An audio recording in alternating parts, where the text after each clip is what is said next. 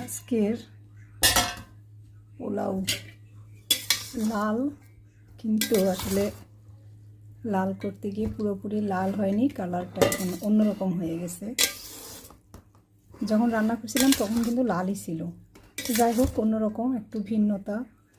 তো সামনে ঈদ, ঈদের দিনে আপনারা এরকম বিভিন্ন রকম কালারফুল পোলাও করে গেস্টদের চমকে দিতে পারেন, বাচ্চাদের চমকে দিতে পারেন।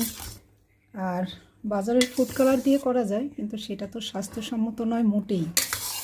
আমি আজ যেটা করলাম, এটা বাদশাভোগ চাল, এবং এটা একদম সম্পূর্ণ প্রাকৃতিক পদ্ধতিতে চাষ করা সেই বাদশাভোগ চাল দিয়ে আর বিটরুটের রস দিয়ে এই পোলাও বা ভাতের মতো করে নিলাম। তো এটা দেখতে যেমন সুন্দর এবং এটা খেতে ভালো, আর সবচেয়ে ভালো যে কোনো রকম কোনো ক্ষতিকর নয়। এটা বাচ্চা বড় সবাই এটা মজা করে উপভোগ করতে পারবে।